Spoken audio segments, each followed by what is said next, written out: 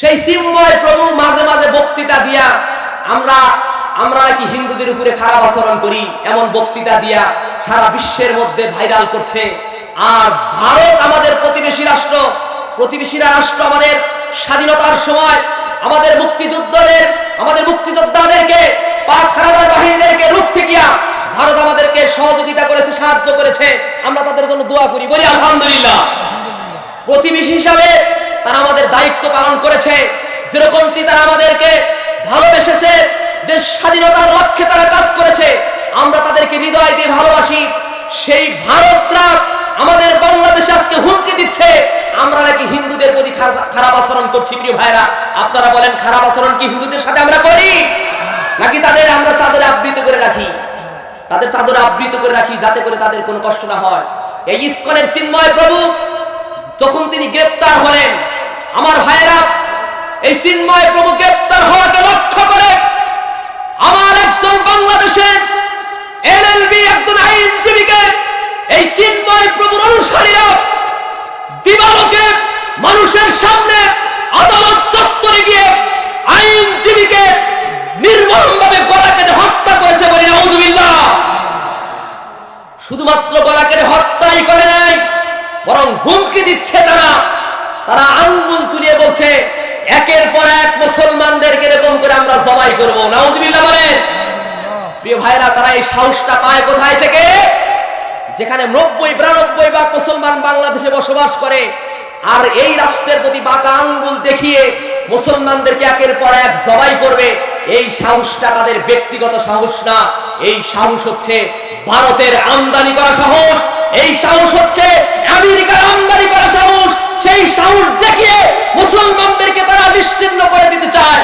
আজকের এই কোরআনের মাহফিল থেকে বলতে চাই, মুসলমানরা সেই জাতি যেই সময় মুসলমানদেরকে শেষ করে দেওয়ার জন্য আবু জেহেল 1000 সৈনিক নিয়ে বদরের প্রান্তরে এসেছিলেন, সেই সময় মুসলমান ছিল মাত্র 313 জন। 313 জন মুসলমানদেরকে আবু জেহেল সেদিন নস্যাৎ করতে পারে নাই। সেদিন যেহেতু 313 জন সৈনিকদেরকে শেষ করতে পারে নাই, আজকে আল্লাহ আসমানের নিচে জমিনের বুকে শুধু 313 নয়, আর 3000 নয়, আর 3 লক্ষ নয়, আল্লাহ আসমানের নিচে জমিনের বুকে অসংখ্য অগণিত আল্লাহর গোলামেরা বসবাস করছে। অতএব পৃথিবীর সকল জাতিরা একত্রিত হয়ে মুসলমানদের দ্বারা কিচ্ছু করতে পারবে না। ঠিক কিনা বলেন? ঠিক কিনা বলেন? রাগ করলেন মনে হয় আপনারা? রাজনীতির কথা বললেন, রাজনীতির কোনো কথা বলছি? আরে হিন্দু ভাইদেরকে আমরা বলি তোমরা তো আমাদের ভাই। রাসূল করিম সাল্লাল্লাহু আলাইহি ওয়াসাল্লাম সাহাবাদেরকে যে শিক্ষা দিয়েছেন, প্রিয় ভাইরা, শুধুমাত্র হিন্দুদের নয়, বর্তমান খ্রিস্টানদেরকে নয়, তামাম পৃথিবীতে যত জাতি আছে সকল জাতিদেরকে আল্লাহ রাব্বুল আমিন সূরা বাকারার বর্ণনায় রব্বুল আমিন গোটা মানব জাতিকে উপেক্ষা করে রব্বুল আমিন বলছিলেন, দুনিয়ার মানুষেরা শোনো, আমি হিন্দু বুঝি না, মুসলমান বুঝি না, বৌদ্ধ বুঝি না, সাঁওতাল আর মারমা বুঝি না, আমি কোন জাতির লোক বুঝি না, কোন ধর্মের লোক বুঝি না, বর্ণের লোক বুঝি না। তোমরা যারা আমি আল্লাহ তাআলার ইবাদত করবা, তোমরাই সফল কাম হয়ে যাবা। আল্লাহ পাক বলেছিলেন, ইয়া আইয়ুহান নাসু উবুদু রাব্বাকুমুল্লাযী খালাকাকুম ওয়াল্লাযীনা মিন ক্বাবলিকুম লাআল্লাকুম তাত্তাকুন। একটু জোরে বলা যাবে কি আল্লাহু আকবার? রব্বুল আমিন আল্লাহ মুমিনদেরকে ডাক দেয়, পৃথিবীর কোন চেয়ারম্যানকে আল্লাহ ডাক দেয় না। মালিক পৃথিবীর কোন সাদা কালারের লোকদেরকে ডাক দেয় না। আল্লাহ রব্বুল আমিন ডাক দিয়েছে, ও পৃথিবীর গোলামেরা, ও পৃথিবীর মানুষেরা, আমি আল্লাহ তাআলার ইবাদত করো। যদি ইবাদত করো তোমরা তাকওয়া অর্জন করে ফেললা, আর তাকওয়া অর্জনকারীদের জন্য আমি আল্লাহ রাব্বুল আমিন রেখেছি জান্নাত। বলেন সুবহানাল্লাহ। আমার প্রিয় ভাইরা, এই জন্য জাতিকে সংশোধন করার জন্য রব্বুল আমিন বলেন,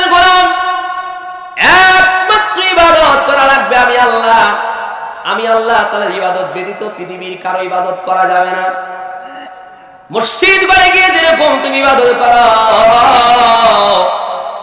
আল্লাহ রাব্বুল আলামিনকে মানো। আল্লাহ রাব্বুল আলামিনকে মানতে গিয়া যেরকম তুমি আল্লাহকে দাসত্ব করো, তার কুদরতি পায়ে সিজদা দাও। জমিনে চলতে গিয়া তুমি ব্যবসা বাণিজ্য করবা, তুমি ক্ষেত কামারে খাটবা, ঠিক তোমার ওরকম ভাবে আল্লাহ রাব্বুল আলামিন আছেন বলে তোমাকে সেই বিশ্বাস আর আস্থা নিয়ে চলতে হবে। বলতেছিলাম একজন ইহুদি বাজারকে অডিট করার জন্য এসেছে।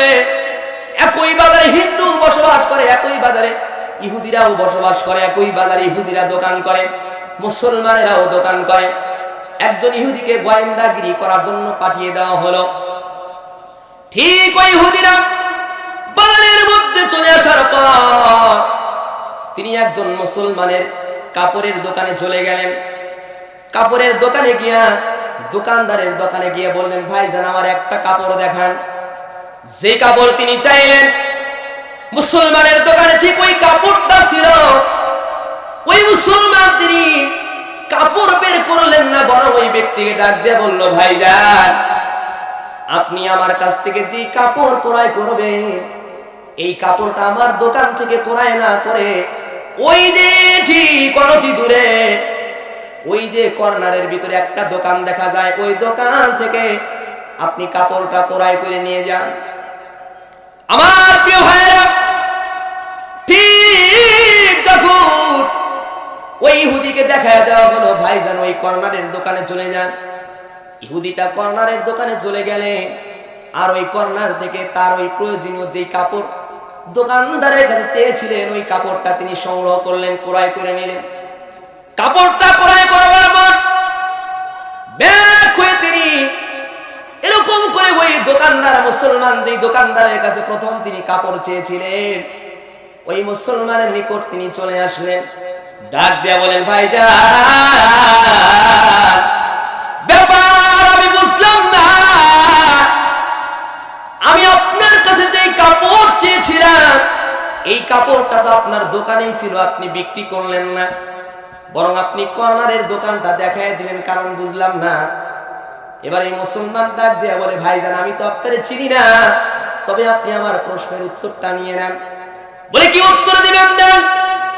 মুসলমান ডাক দিয়ে বলে, ভাই আপনি আমার কাছে কাপড় চেয়েছেন, ওই কাপড়টা আমার দোকানে ছিল ঠিক, কিন্তু আমি ওই দোকান দেখায় দিলাম। তার কারণটা হলো আমি সকাল থেকে বাজারে এসেছি, বাজারে আসার পরে আমি যতটুকু পরিমাণ আমি বিক্রি করেছি, আমার পরিবার আছে, সন্তান আছে, পরিবারের জন্য আমার খাবার কিনে নেওয়ার মতো আমার সামগ্রী বিক্রি হয়ে গিয়েছে। অর্থাৎ আমার পরিবারের জন্য আমি, বাচ্চার জন্য আমি খাবার নিয়ে যেতে পারবো, পরিবারের জন্য খাবার নিয়ে যেতে পারবো।